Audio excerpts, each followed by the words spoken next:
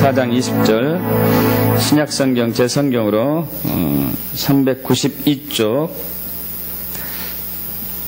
요한일서 4장 20절입니다.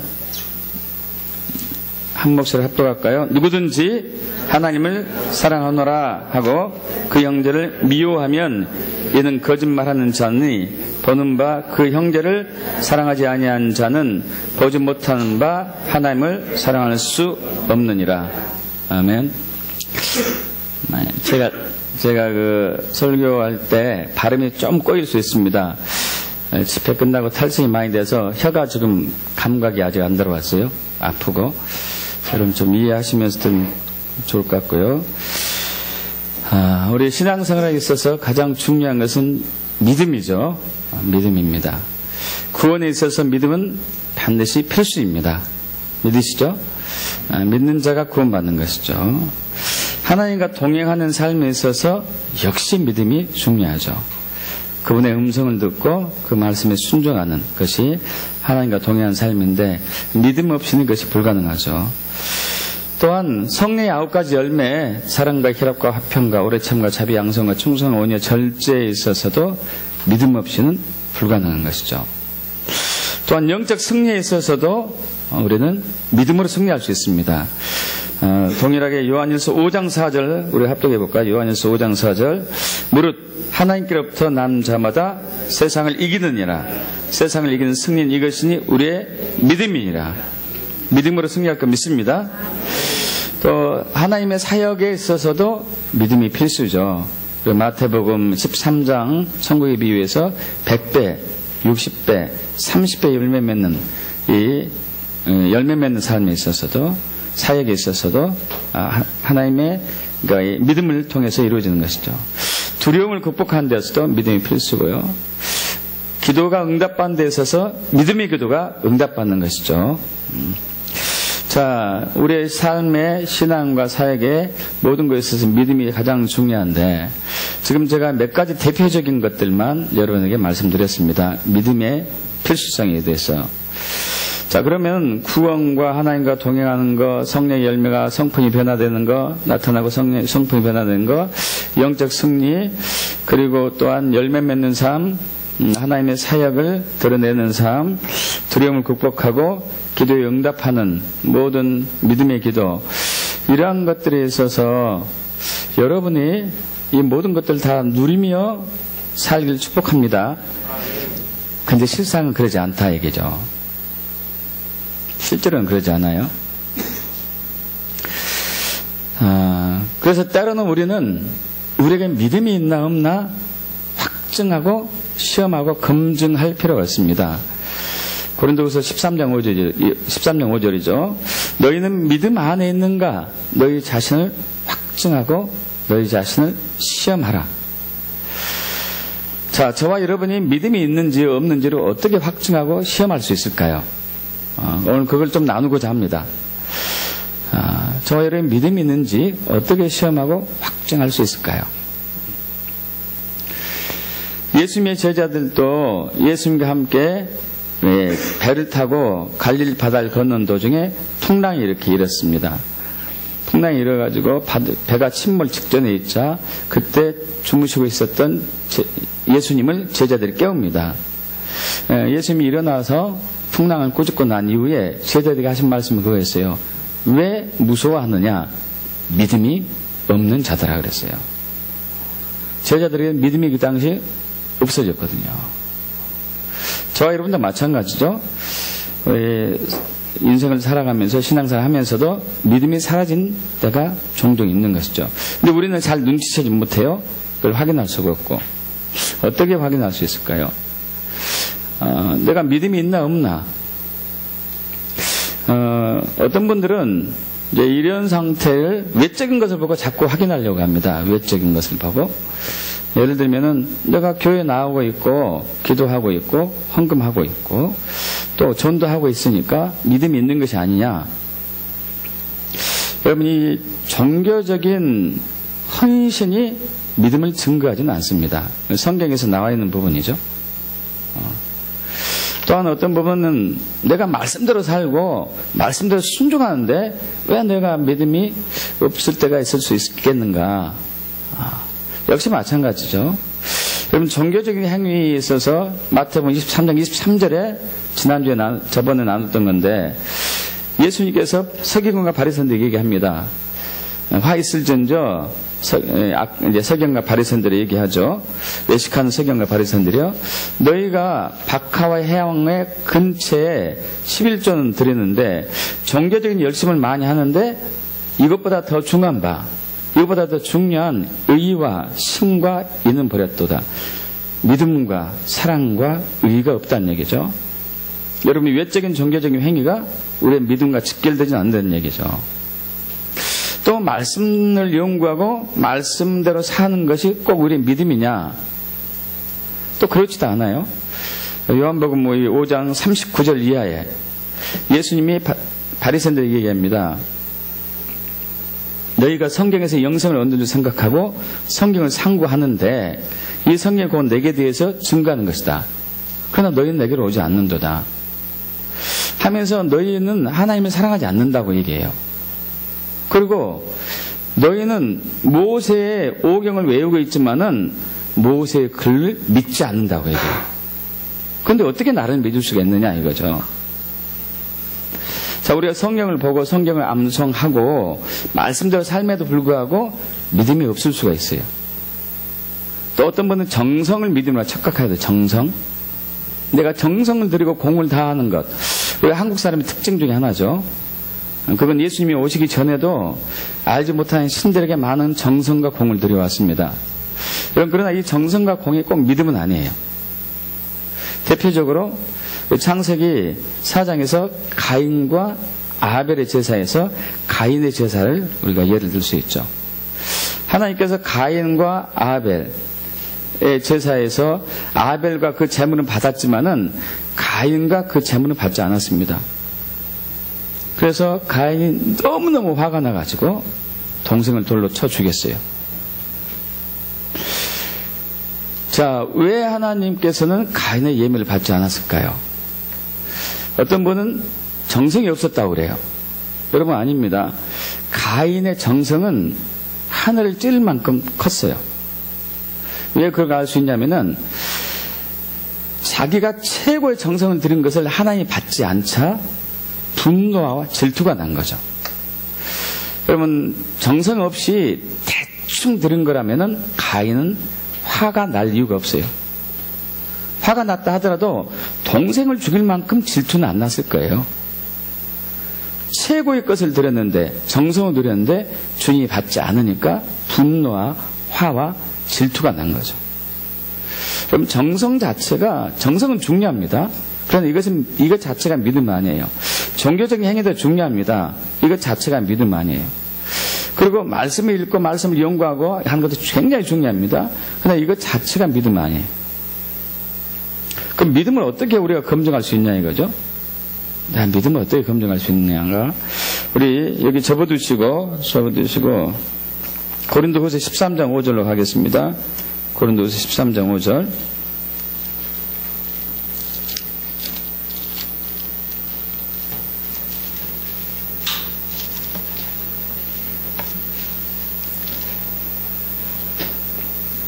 합독합니다. 너희는 믿음 안에 있는가? 너희 자신을 시험하고 너희 자신을 확증하라. 예수 그리스도께서 너희 안에 계신 줄을 너희가 스스로 알지 못하느냐? 그렇지 않으면 너희는 버림받은 자니라. 여러분, 저와 여러분 예수를 믿는지 안 믿는지 확증하는 것이 뭐죠? 여기는 뭐라고 얘기하고 있죠? 예수가 내 안에 있나 없나요? 여러분 안에 예수가 계십니까? 계시지 않습니까? 또 이것도 또 의문이에요. 그렇지 않습니까? 내가 예수가 계시고 안 계신 것을 어떻게 또 검증할 수 있어요? 어떻게 보일 수가 있죠? 여러분 안에 예수가 있는가 없는가를 어떻게 또 보일 수가 있을까요? 예수가 있으면은, 예수가 계시면, 예수가 계시지 않는 것과 극명한 차이, 가장 중요한 차이는 무엇일까요? 그건 사랑이에요. 사랑입니다. 여러분, 십자가는 사랑의 극치예요. 최고의 사랑입니다. 하나님께서 저와 여러분을 사랑한다는 최고의 표현이 십자가예요. 그래서 로마서 5장 8절에 우리가 아직 죄인 되었을 때에 예수 그리스도께서 우리를 위해서 죽으심으로 하나님께서 우리에 대한 자기의 사랑을 확증하셨느니라 그러죠. 저와 여러분이 십자가 예수를 믿는다면은 사랑이 들어와 있어요. 있습니까? 아가페 사랑이 저와 여러분 안에 들어오게 돼요. 참 사랑이 저와 여러분 안에 들어오게 됩니다. 그래서 로마서 5장 5절도 마찬가지인데요. 소망이 우리를 부끄럽게 하지 않으면 우리에게 주신 성령을 말미암아 하나님의 사랑이 우리 마음에 부음바 되미니, 십자가를 통해서 우리가 십자가 예수 그리스도를 믿는 순간에 십자가를 통해서 하나님의 사랑이 저와 여러분에게 부어집니다. 있습니까? 자, 이 사랑이 우리 안에 예수가 있느냐 없느냐에 확증하는 증거가 돼요. 이 사랑이, 저와 여러분 안에 있는 사랑이. 그래서 한 번은 이제 마태복음 22장에 어느 한 율법사가 서기관이 예수님이 시험하러 와서 질문합니다. 제일 되는 계명이 무엇입니까? 가장 중요한 계명이 무엇입니까? 예수님이 뭐라고 그랬었죠? 37절 이하에 주 너의 하나님을 사랑하라. 내 마음과 목숨과 뜻을 다해 사랑하라. 둘째는 이와 같으니 내 이웃을 내 몸처럼 사랑하라.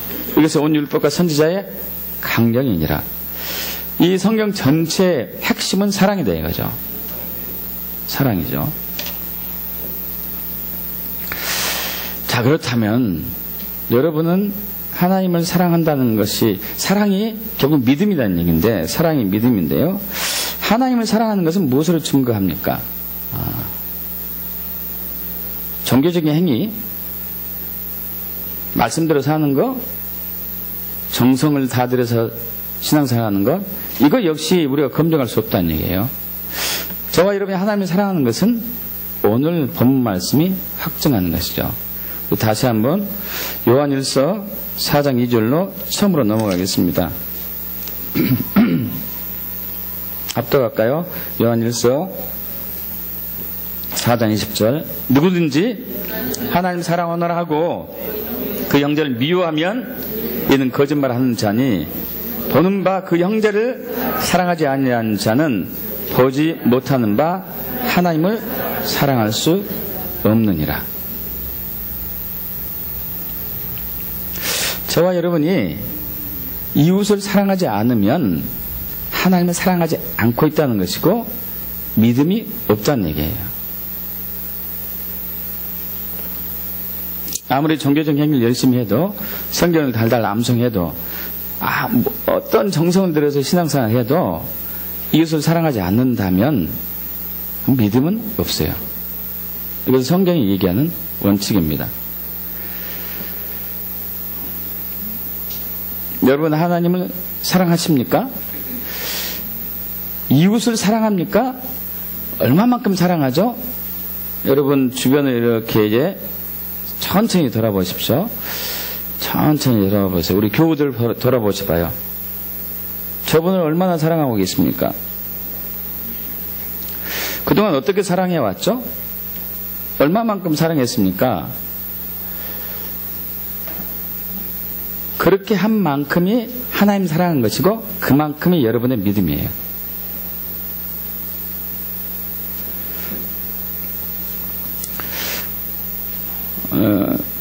이사야 1장 10절 이하에 보면은 이사야 선지자를 통해서 하나님이 이스라엘 백성들을 강하게 책망한 것이 나옵니다.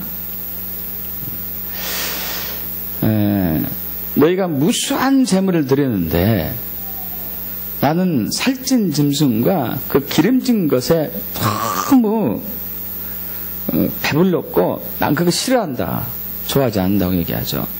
너희는 월삭 퇴회로 모이는 거, 각종 절기로 모이는 거, 모든 예배에 빠져서 참여하고 있는데 나는 싫어한다고, 기뻐하지 않는다고 얘기하죠. 너희가 손을 들고 나에게 막 부르짖고 기도하는데 나는 싫어한다. 너희 손에 피가 가득하다. 그러면서 얼마나 강력하게 책망하냐면은 이 소돔의 백성들아 고모라의 백성들아 그러는 거예요. 종교적인 행위를 열심히 하고 있는 그들에게, 말씀대로 열심히 살고 있는 그들에게, 많은 기도를 하고 있는 그들에게 이 소돔의 백성들아 고모라의 백성들아, 이 소돔의 백성들아 고모라의 백성들이 저주스럽다, 저주한다 이거죠. 소돔과 고모라는 여러분 잘 아시다시피 4,000년 전에 유황불로 심판을 받은 저주의 도시잖아요. 이 가장 강력한 심판의 메시지를 이스라엘 백성들에게 하는데, 이스라엘 백성들이 신앙생활을 하지 않은 게 아니에요. 열심히 했단 말이에요. 그런데도 그들에게 이 소돔의 백성들아 고모라의 백성들아 그래요. 너희 손에 피가 가득하다. 그 핵심은 뭐냐면은 너희가 과부와 고아와 나그네를 돌보지 않고 그들의 어려움을 긍휼히 여기지 않고 그들의 억울함을 풀어주지 않다 이거지. 다시 얘기해서 이웃을 사랑하지 않는다는 거죠. 이웃을 사랑하지 않는 채 우리가 종교 생활을 아무리 열심히 해도 하나님이 이것은 믿음으로 보지 않습니다. 불신으로 보는 것이죠. 믿음이 없는 것을 보는 것이죠. 그래서 심판을 당해야 돼요. 그래서 심판하는 거예요. 믿음이 없기 때문에.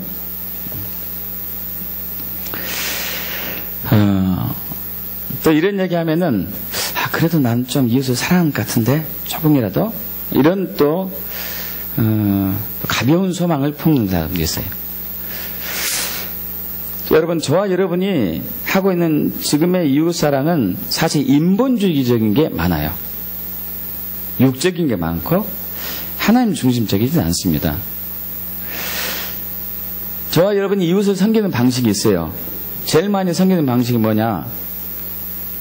가르치는 것, 훈계하는 것, 조종하는 것,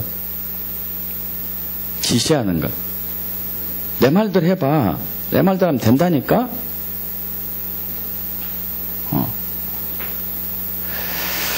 여러분, 정의는 중요합니다. 근데 정의보다 더 중요한 건 사랑이에요. 저와 여러분이 어떤 사람을 가르치기 전에 내가 이 사람을 사랑하는지 사랑하지 않는지를 먼저 검증해야 돼요. 사랑하는 마음이 없다면은 가르치는 걸 내려놔야 돼요. 지시하는 걸 내려놔야 돼요. 우리는 사랑 없이 먼저 얘기하죠. 사실 이게 교만인데요, 교만. 또 어떤 분은 동정심이 많은 것을 사랑으로 착각해요. 동정심이 많은 것. 불쌍하면 어떡해. 근데 그걸로 끝나. 여러분, 이건 사랑이 아니에요. 그냥 동정하는 거죠, 동정. 야고보서 기자가 그걸 잘 얘기했죠. 야고보서 2장 14절에 내 형제들아, 만일 사람이 믿음이 있노라. 여러분 여기서 잘 보세요. 믿음이 있노라 하고 행함이 없으면 무슨 유익이 있느냐. 그 믿음이 능히 자기를 구원하겠느냐. 이렇게 얘기하면서 만일 형제나 자매가 헐벗고 일용할 양식이 없는데 너희 중에 누구든지 그에게 아유 좀 배부르게 먹으세요. 좀 따뜻하게 지내시 그러세요. 이렇게 하면은 그게한테 무슨 유익이 있느냐. 얘기하면서 이와 같이 행함이 없는 믿음은 그 자체가 죽은 것이라고 얘기하죠. 사랑이 말로가 아니라 행동으로 표현돼서 그 사람을 실질적으로 돕지 않는 사랑은 그냥 동정심이죠, 동정심. 또 어떤 분들은 자기가 좋아하는 것으로 사랑을 표현하려고 하죠. 그래서 사랑은 상대방의 필요를 채워주는 거예요. 믿습니까? 상대방의 필요를 채워주는 거예요. 우리는 근데 내가 좋아하는 것으로 하죠. 저도 그렇게 많이 해왔습니다. 참 오랜 세월을. 내가 좋아하는 것. 내가 과일 중에서 예를 들면은 참외를 좋아한다. 그 사람 참외 싫어해도 참외를 먹어야 돼. 정말 많아요, 정말. 여러분, 우리는 내 관점으로 사랑하는 것이 아니라 하나님의 관점으로 사랑해야 되는 것이죠. 꽤 많은 사람들이 동성애를 하는 사람들을 불쌍하게 얘기해요. 그들 내버려 두라고 하는 사람도 꽤 많습니다. 교회 내에도 많고 교회 밖에는 더 많고. 여러분 이건 사랑이 아니지. 동정심이고 진리에서 벗어난 것이고요. 하나님 관점에서 벗어난 것이고요. 또 어떤 분들은 자기 자신도 사랑을 못하는 경우가 있어요. 저희가 대표적인 케이스였습니다. 제가 저를 사랑하지 못했었어요.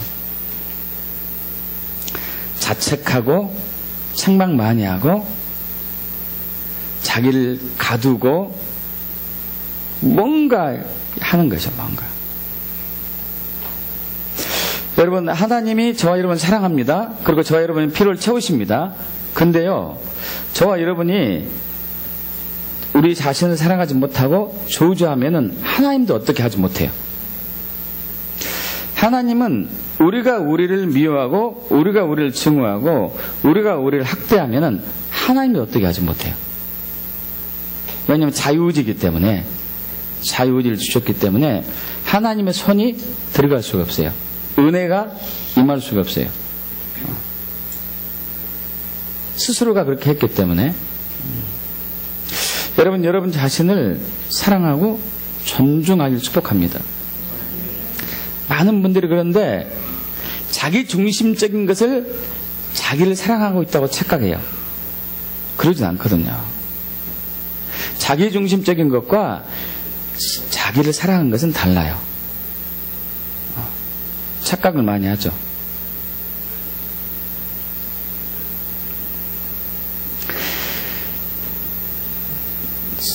정말 사랑한 자는 언어가 달라지죠.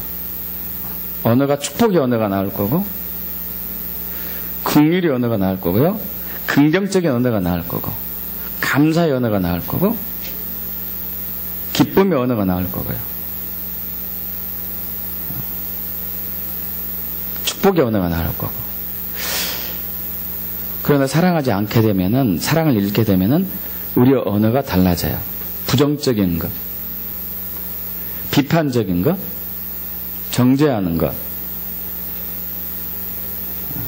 그리고 무시하는 것, 이런 말투가 달라지죠. 여러분 그런데 불행한 것은 그 말이 저와 여러분의 믿음의 주소예요. 믿음의 현 주소입니다.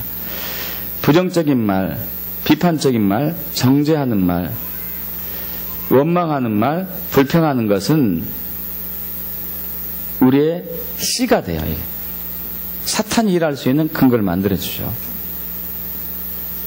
그러나 감사하고 소망적이고 적극적이고 긍정적이고 사랑의 표현은 하나님이 일할 수 있는 믿음을 증거해 주는 것이고요. 믿습니까 여러분? 자, 그래서 저와 여러분이 믿음이 있나 없나를 검증하는 것은 굉장히 쉽습니다. 내가 이웃을 사랑하나 사랑하지 않나 이거예요. 내가 남편을 사랑하는가 사랑하지 않는가.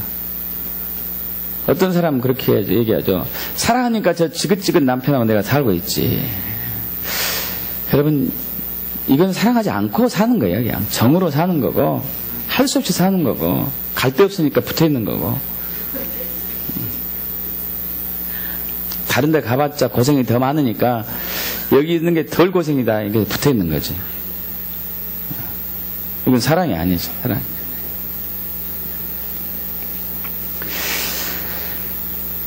또 하나 중요한 것은 그러나 저와 여러분 안에는 예수 믿는 사람들은 사실 예수 믿지 않다도 마찬가지인데 특별히 예수 믿는 사람들은 사랑하고자 하는 마음은 있어요. 할렐루야.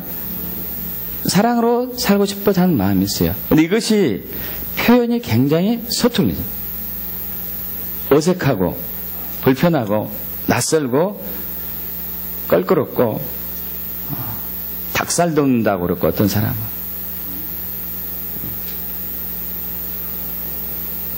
여러분 부부간에 이렇게 오셨으면은 진심으로 한번 고백하십시오. 여보 사랑해 한번 얘기하십시오. 근데 막 닭살이 돋으려고 해. 그런 분들은 이제 사랑이 서투른 거죠. 어색하고 낯설고 부끄럽고 유치하게 보이는 것이고 때로는 두려울 때도 있는 것이죠. 여러분 그런 사랑이 약하다는 얘기는 믿음이 약하단 거예요. 믿음이 약한 거예요. 어떤 분은 자기 의의를 가지고 믿음이라고 하는데, 여러분, 사랑의 수준을 벗어나지 못합니다. 믿음은 사랑한 만큼 믿는 거고, 믿는 만큼 사랑해요. 저와 여러분이 이웃을 사랑한 만큼 믿어요. 내가 믿는 만큼 그만큼 사랑할 거고. 여러분, 믿음이 커지길 축복합니다. 믿음이 커지려면 사랑이 커져야 되겠죠. 할렐루야. 여러분, 믿음이 자라고 있다는 증거는 사랑이 커지는 것이 증거예요. 믿습니까? 여러분의 사랑이 작년보다 올해 커졌습니까? 그럼 믿음이 자란 거예요. 근데 작년하고 올해하고 똑같다. 그럼 믿음이 정체된 거죠. 정체됐다는 얘기는 죽어가고 있는 것이겠죠. 작년보다 올해 내가 더 강팍해진 것 같아. 믿음이 더 잃어버린 거죠. 믿음을. 이 세상에 갈수록 살기 험하니까 사람들이 스스로를 강팍하게 살려고 해요. 자기를 보호한다는 의미 차원에서. 이것은 사랑을 잃어가고 있는 것이고 믿음을 잃어가고 있는 것이겠죠. 교회를 나온다 할지라도. 또 이 사탄이 우리 가운데 가라지 신앙을 뿌려놓은 것 중에 하나가 뭐냐면은 일중심적인 사람이에요. 일중심적인 사람. 이 사회는 성공지향적인 사회예요. 능력 위주의 사회. 누가 일을 잘하냐, 누가 능력이 있느냐, 그 사람이 성공하는 것이고, 그 사람을 매스컴에서든지 미디어에서든지 우상화 만들고 그 사람 본을 받자. 저렇게 어렵고 힘든 상황 속에서도 열심히 해가지고 성공해냈지 않았느냐. 여러분, 이것은 중요하긴 합니다. 근데 일보다 더 중요한 것은 사랑이에요. 근데 저 원수 사탄마귀는 사랑 대신에 그 자리를 일로 만들었습니다. 일. 여러분, 이 지구상에서 사회복지제도가 가장 잘된 나라가 어디 나라인지 아세요? 사회복지제도가 스웨덴이죠. 자살률이 제일 많은 나라다 중에 하나가 스웨덴이에요. 신기하지 않습니까? 사회복지제도가 제일 잘 돼 있어서 제일 잘 사는 나라인데 자살률이 상위권이에요. 상위권. 왜 그럴까요? 복지제도가 그렇게 잘 돼 있는데 왜 자살률이 높죠? 그들이 왜 외로워하죠? 여러분, 독일은 알코올 중독자들이 그렇게 많아요. 우리보다 잘 사는 나라, 독일이. 그럼 세계 최대 빈민국이 어디죠? 제일 가난한 나라, 북한도 그러지만은 방글라데시. 여러분, 그런데요, 세계에서 국민 행복 지수가 가장 높은 데가 방글라데시예요. 신기하지 않습니까? 가장 가난한 나라 백성들이 행복하대요. 가장 부자 나라 백성들이 자살하고. 뭐가 이게 어떻게 된 거죠, 이게? 우리는 너무 일중심적으로 잘못 살고 있어서 그래요. 능력 위주로. 사랑하기 앞서서.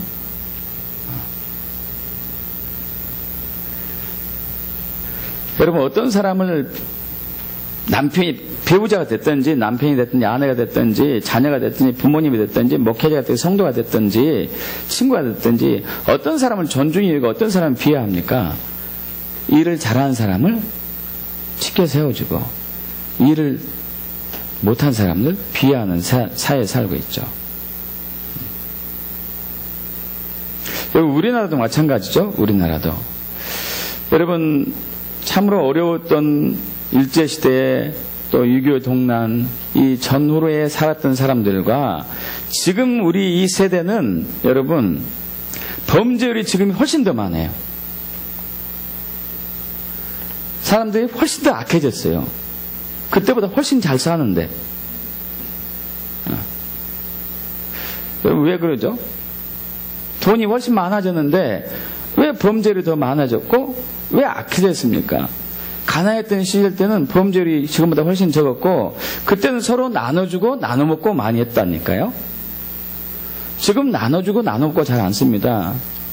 그냥 이웃집에 누가 사는지도 모르고 벽을 차단하고 사는 사회죠. 사랑을 잃어버린 것이죠. 그래서 잠언에서 이제 그 비밀을 이미 얘기했었죠. 마른 떡 한 조각만 있고도 아주 가난한 상황이죠. 고기가 집에 가득하고 다투는 것보다 낫다. 할렐루야. 있습니까? 근데 이것이 수천 년 동안 사탄 마귀가 저와 여러분 안에 이 세뇌교육을 시켜가지고 이것이 진리인 줄 알면서도 이렇게 삶을 살지 않아요. 여전히 능력 위주, 성공 지향적인 삶을 추구하면서 사랑을 자꾸 없애면서 살아가고 있죠. 여러분, 이러면 믿음을 잃어가는 거죠. 믿음을 잃어가는 거예요. 여러분, 사랑을 잃으면 모든 것을 잃습니다. 사랑을 잃으면 다 잃어요. 대표적으로 우리 누가복음 10장 38절에서 42절까지 베다니에 사는 마르다와 마리아, 나사로의 동생들이었죠. 이 두 자매의 얘기를 벌써 할 수 있겠죠. 제가 자주 이 말씀 인용하는데 여러분 잘 아시다시피 예수님의 일행이 제자들과 예수님의 일행이 마르다하고 마리아 집에 방문 왔어요. 그러니까 이제 너무 기쁘죠. 너무 감사하고 언니 마르다가 예수님의 일행을 접대하기 위해서 식사 준비를 하고 있습니다.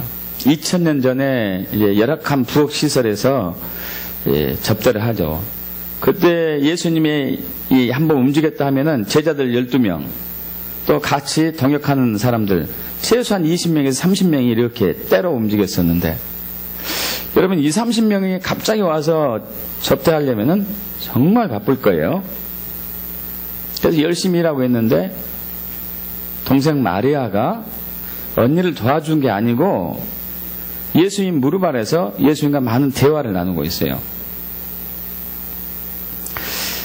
언니 마르다가 보다 못해가지고 눈치를 줘도 동생이 알아차지 못하니까 예수님에게 얘기하죠. 예수님, 제가 굉장히 바쁜 거 안 보이세요? 왜 저 혼자 일하게 둡니까? 동생을 좀 보내줘서 나를 도와주게 해주세요. 이렇게 얘기하죠. 자, 그런데 이제 이 표현이 이랬어요. 마르다는 준비하는 일이 많아 마음이 분주한지라. 여러분, 일중심적인 사회에 살고 있는 저와 여러분은 마음이 분주해요. 이 일도 해야 되고 저 일도 해야 되고 성공지향적인 삶을 살고 있는 저와 여러분은 굉장히 바빠요. 마음이 바빠. 여유가 없는 것이죠. 여유가. 자, 마르다가 예수님께 이 얘기를 하고 난 이후에 이제 예수님의 그 답을 기다립니다. 당연히 이 답이겠죠. 마리아야, 네 언니가 좀 바쁘니 좀 가서 도와주렴. 너랑 나랑 대화하자. 이렇게 할 줄 알았는데 뜻밖에도 엄청난 반전의 말씀하시죠. 마르다야, 마르다야 두 번 얘기해요. 예수님이 어떤 호칭을 두 번 부를 때는 굉장히 사랑하는 표현입니다. 마르다를 굉장히 사랑하는 표현으로 얘기한 거예요. 마르다야, 마르다 이렇게 표현한 것이죠. 자, 네가 많은 일로 염려하고 근심하는데 저와 여러분 이렇게 살고 있지 않습니까? 많은 일을 해야 돼요. 많은 일. 집에서 일하고 사회에서 일하고 여기에서 일하고 많은 일로 근심하고 염려하고 살고 있어요. 그렇게 하는데 몇 가지만 하든지 혹은 한 가지만 해라. 원래는 원은 한 가지입니다. 한 가지. 한 가지만 해라. 영어 성경도 one thing, 한 가지만 해라. 마리아는 이 좋은 편을 택했기 때문에 빼앗기지 않을 것이다. 자, 마리아가 택한 것을 만 해라 이거죠. 네가 많은 일을 분주하는데 하지 말고 마리아가 하는 것을 너도 본받아서 해라. 마리아가 하는 행동은 예수님과 사랑의 교제를 나눴던 것이에요. 사랑의 관계를 나눴던 것이죠. 네가 많은 일로 분주하는데 많은 일로 근심하고 걱정하고 염려하는데 한 가지만 해라. 아까 그 40절에 누가복음 10장 40절에 마르다가 준비한 일이 많아 마음이 분주한지라. 이 분주하다는 단어를 전번에 난 적이 있습니다. 분주하다는 단어는 이런 거예요. 100m 달리기. 여러분 100m 달리기 막 이렇게 해서 출발해서 땅 하면 막 뛰어야 되잖아요. 분주하다 단어는 딱 하는데 제자리에서 뛰는 거예요. 제자리에서. 어떻게 되죠? 아무 일도 이루어지는 않아요. 아무 일도 이루어지지 않는 거예요. 아무 일도. 여러분 사랑 없이 여러분이 하는 모든 일들은 제자리에서 이렇게 뛰는 거예요. 막 죽을 힘을 다해서 숨이 턱에 차도록. 사랑 없이 하는 일은. 근데 문제는 이렇게 해놓고 주님께 기대하는 게 이제 있다니까요. 가인이 재물이거든요. 왜 가인이 그가 하나님께 드린 것이 응답받지 못했을까요? 지극한 정성으로 드렸는데 왜 응답받지 못했을까요? 아벨은 하나님께서 왜 아벨 것은 받으셨을까요? 그 차이가 뭐죠? 재물의 차이일까요? 재물의 차이? 아벨이 드린 재물은 양의 첫 새끼와 그 기름으로 드렸고, 가인은 자기의 소산물로 드렸고, 이 차이 때문에 그럴까요? 그러진 않겠죠. 양은 여기서 예수 그리스도를 예표하고 기름은 성령님을 얘기하는데, 이 예수님 영과 진리로 제물을 드렸습니다. 여러분, 근데 이때는 하나님께서 그렇게 드리라는 얘기도 없었기 때문에 이걸 가지고 판단한다면은 공평한 하나님 아니겠죠. 여러분, 아벨이 드린 것은요, 아벨이 제물을 드린 목적은 하나님과의 관계 회복을 위해서 드린 거예요. 관계 회복을 위해서. 하나님과 저와 더 가까워지기를 원합니다. 더 하나 되기를 원합니다. 연합되기를 원합니다. 당신을 더 사랑하기를 원합니다. 가인은 아니죠. 내가 이걸 드릴 테니까 당신 나에게 이만큼 해주세요. 여러분, 신앙생활을 하는 목적이 뭐예요? 목적이 뭡니까? 하나님과 사랑의 관계를 하기 위한 목적이라면은 하나님이 기뻐하실 거고, 여러분의 삶에 있어서 믿음이 점점 자라고 인격적으로 자랄 거예요. 성숙해지고. 근데 신앙생활하는 목적이 뭔가 유익을 위해서 바란다면 가인처럼 돼요.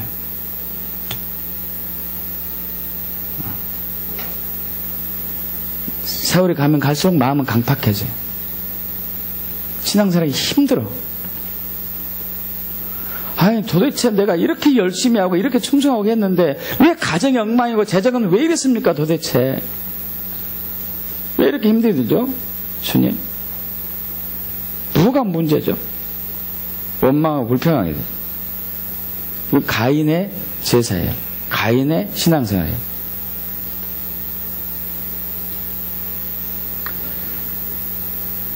그럼 구원의 목적은 하나님과 저와 여러분의, 하나님과 제 자신이, 하나님과 여러분이 하나 되는 것이 목적이에요.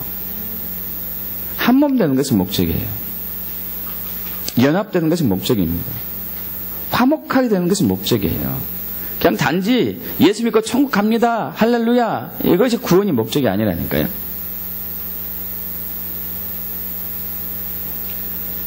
주님을 사랑하는 것. 주님을 사랑하는 것. 주님의 사랑을 내가 누리는 것. 할렐루야. 여러분, 결혼의 목적이 뭘까요? 결혼의 목적. 결혼은 왜 결혼합니까? 청춘 남녀가?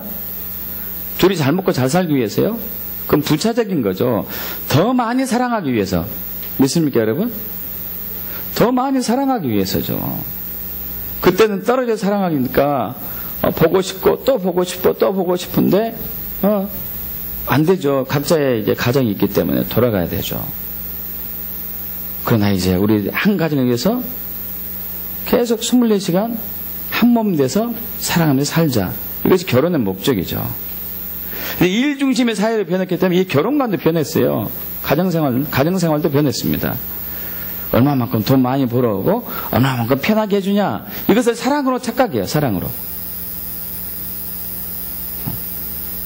그래서 돈을 적게 벌어오고 능력이 적은 남편을 무능하다고 그러고 나를 사랑하지 않는다고 그러는 거예요. 그것은 아니죠. 물론 우리는 가정에 대해서 충성을 다해야 되지만 사랑과 차원이 다른 부분이겠죠. 그럼 성공지향적인 일중심적인 이 사고방식은 사탄이 우리에게 뿌려놓은 거짓신앙 중에 하나죠. 믿음은 외적 행위보다 먼저 중요한 것 내적인 부분이에요. 내적인 부분. 내가 얼만큼 사랑하고 신뢰하고 관계를 맺고 있느냐. 자, 다시 우리가 한번 검증해 봅시다. 저의 믿음이 있나 없나? 이웃을 사랑합니까? 남편을 진짜 사랑하는가요? 아내를 정말로 사랑하는가요? 부모님을, 자녀를, 여러분 자신을, 그리고 교인들을, 친구들을, 성도들을 진짜 사랑하는가요? 사랑하지 않고 있다면 우린 믿음이 없어요. 처음에 믿음이 있을지 모르겠지만 믿음을 지금 잃었어요. 이런 변명은 하시면 안 돼요. 사랑하니까 내가 같이 살고 돈 벌어주고 있지. 제가 20년 전에 많이 했던 얘기입니다. 많이 했던 얘기예요. 저는 참 자주 말씀드렸다시피 하나님의 은혜로 사랑이 많은 아내를 만났죠. 그래서 항상 자고 나면 듣는 소리가 여보 사랑해, 여보 사랑해. 그 얘기는 듣기 싫지 않았죠. 근데 이제 한 10년 지나니까 나에게 사랑을 요구하더라고요. 당신도 나 사랑합니까? 사랑하죠. 사랑한다는 얘기는 못하지. 그러지. 사랑한다는 말을 그럼 표현을 해봐라. 그걸 꼭 말로 해야 되냐? 꼭 말로 해야 되냐? 내가 예수 믿고 술, 담배도 않고 이 정도면 사랑한 거 아니냐? 내가 당신 외에 다른 여자 눈도 주지 않는데 사랑한 거 아니냐? 내가 돈도 벌어다 주는데 사랑한 거 아니냐? 자식도 셋이나 되는데 사랑한 거 아니냐? 여러분, 일을 자꾸 사랑으로 이렇게, 행위를 자꾸 사랑으로 바꾸는 거예요.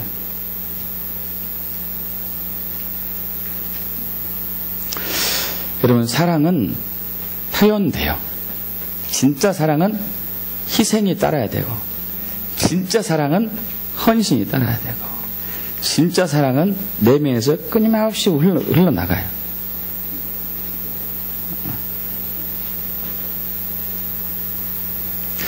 자, 그런데 우리가 그렇지 않다는 얘기죠.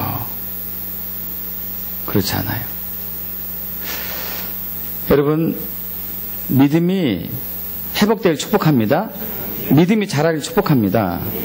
믿어야지 구원받는 거고, 믿어야지 성화되는 거고, 믿어야지 하나님 일할 수 있고, 믿어야지 열매 맺을 수 있고, 믿어야지 기도 응답 받을 수 있는 거죠. 근데 이것은 사랑하는 자에게 있어요. 그러나 우리가 사랑에 대해서 적극적이지 않았고, 사랑하려고 하는 마음의 태도를 소극적으로 만들었고, 회개하지 않았죠. 여러분, 사랑하는 사람이 되게 축복합니다. 사랑을 잃으면 다 잃어요. 아무리 능력이 뛰어나도 사랑이 없으면 아무것도 아니에요. 우리 고린도 전서 13장 마찬가지도 아니야. 잘 아시죠? 천사의 말을 할지라도 사랑이 없으면 아무것도 아니고, 산을 옮길 만한 능력이 있다 하더라도 사랑이 없으면 아무것도 아니고, 세상의 모든 비밀을 다 알고 있다 하더라도 사랑이 없으면 아무것도 아니고. 믿습니까, 여러분? 믿음, 소망, 사랑 중에 제일은 사랑이다. 그래서 저와 여러분은 회개가 필요해요. 왜냐하면 사랑하지 않았기 때문에. 이웃을 사랑하지 않았기 때문에 회개해야 되겠죠. 철저한 회개를 하기를 축복합니다. 깊은 회개가 필요해요. 사랑하지 않는 것에 대한.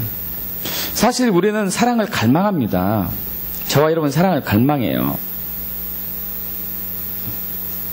아까 우리 이제 대원 형제가 선임한테 이제 막 학대당한 것을 얘기했습니다. 여러분 이 표현은요, 나 좀 사랑해주라 이거예요. 나 좀 사랑해주라. 나에게 좀 관심을 가져달라게. 사랑하는 법을 배우지 못했기 때문에 사랑하는 것을 표현하는 게 굉장히 이상한 거예요.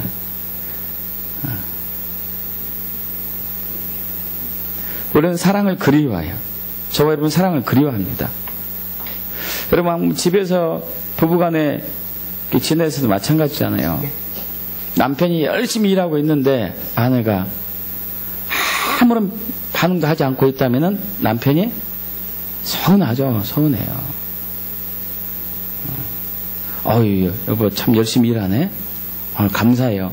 이렇게 해주면 굉장히 기분이 좋아지는 거 아니에요? 우리는 사랑을 그리워하죠. 사랑을 선택하십시오. 사랑으로 선택하세요. 그래서 첫 번째는 회개를 하십시오. 회개가 필요합니다. 순종하지 않는 죄, 사랑하지 않는 죄, 믿지 않는 죄 회개하십시오. 회개해야 되죠. 그리고 사랑하겠다고, 사랑하는 삶을 살겠다고, 지금부터 나는 사랑하는 사람이다고 선포하고 결단하고 결심하시기 바랍니다. 저와 여러분 사랑하는 사람이에요. 믿습니까? 사랑하는 사람이에요. 예수 믿는 사람은 사랑하는 사람입니다.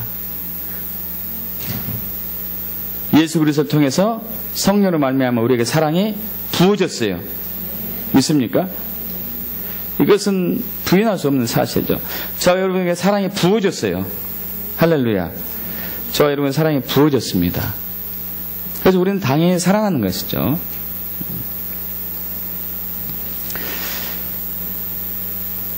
사랑을 잃을 때도 있지만 그때마다 십자가를 바라보십시오. 십자가에서 하나님께서 우리를 향하신 자기의 사랑을 확증했다고 아까 로마서 5장 5절에서 나눠봤습니다. 십자가를 바라보게 되면은 하나님의 사랑이 얼마나 깊고 아름답고 위대하고 변함없는지를 알게 되죠. 그 사랑을 받고 있다는 것을 확신하는 한 절대 두려움이 없습니다. 믿습니까, 여러분? 다윗이 그랬었죠. 다윗이 극한 상황에 갔어도 사망의 음침한 골짜기에서도 두려워하지 않았어요. 주께서 나와 함께하기 때문에, 주님의 사랑을 믿기 때문에. 할렐루야. 주님이 끊임없이 나를 사랑한다는 것을 확신하기 때문에 다윗은 두려움이 없었어요. 여러분, 저와 여러분이 삶 속에서 두려움이 있고 근심이 있고 걱정이 있고 염려하고 불안하죠. 여러분, 이것은 믿음을 잃은 상태죠. 믿음을 잃은 거예요. 믿음을. 두려움과 반대는 믿음이에요. 믿음. 두려운 사람들이 분노를 잘해요. 두려움을 감추기 위해서. 두려운 사람들이 남을 조종하려고 하죠. 자신감이 없기 때문에. 여러분, 그런데 이 두려움을 이길 수 있는 것은 뭐죠? 사랑으로 이기는 거죠. 할렐루야. 믿습니까? 이 두려움은 사랑이 이겨요. 두렵기 때문에 우리는 불평하고 원망하고 이렇게 하기도 하죠. 그러나 사랑이 있으면은 불평 원망을 할 필요가 없죠. 확실히 믿기 때문에. 여러분, 그리고 이웃을 사랑하는 법을 훈련하기를 바랍니다. 이제 9월부터 우리 사랑학교를 시작합니다. 사랑하는 법을 배우는 거예요. 사랑을 어떻게 표현하고 사랑을 또 어떻게 요구하고 언어를 어떻게 구사하고 그걸 하나하나 배워갈 겁니다. 저와 여러분 안에 사랑이 채워졌을 때 자신감이 생기고 믿음이 증가돼요. 믿습니까? 사랑이 채워지지 않으면 불안해져요. 두려워지고. 이것은 믿음과 반대되는 거잖아요. 그죠? 그런 사랑이 채워지게 되면 확신함이 있어요. 담대함이 생기고 자신감이 생기고 이 말씀이, 성경에 있는 말씀이 믿어지게 되고 상처가 쉽게 치유되죠. 사랑으로 인해 가지고. 믿습니까? 쓴뿌리가 생기지 않아요. 사랑이 있으면 쓴뿌리 생기지 않습니다. 쓴뿌리가 생기는 것들이 그거잖아요.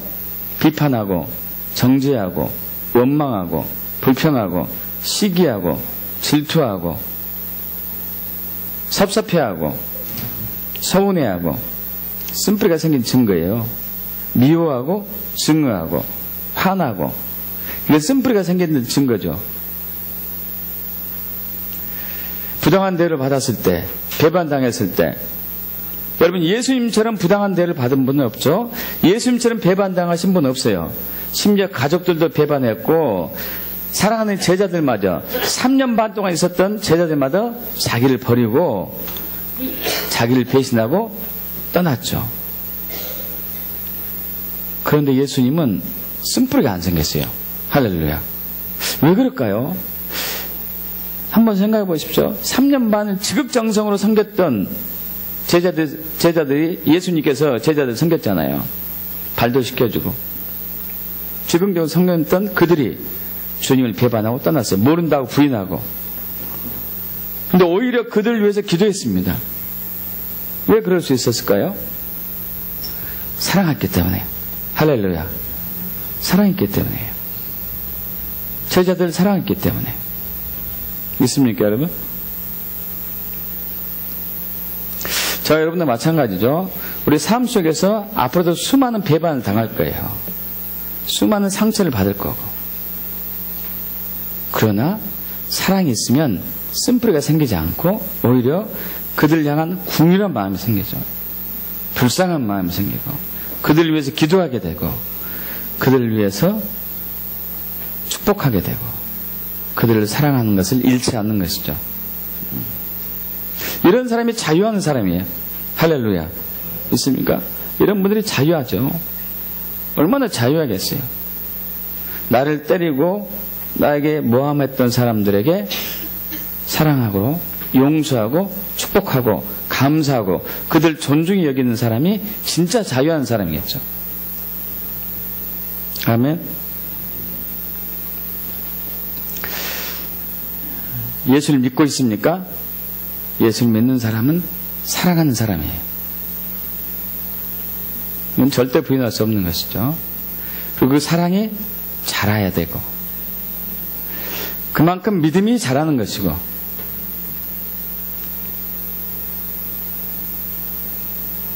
믿음이 점점 자라가면서 우리는 하나님의 뜻을 이루어가며 열매 맺고 승리하는 삶을 살게 되는 것이죠. 저와 여러분은 사랑하는 사람입니다. 믿습니까? 사랑하는 사람이에요. 여러분 두려워하지 마십시오. 예, 믿음과 사랑으로 돌파합시다. 저와 여러분에 있는 두려움을 돌파해야 돼요. 어색하고 부끄럽고 낯설고 하는 것을 돌파해야 돼요. 사랑으로. 할렐루야. 그렇게 축복합니다.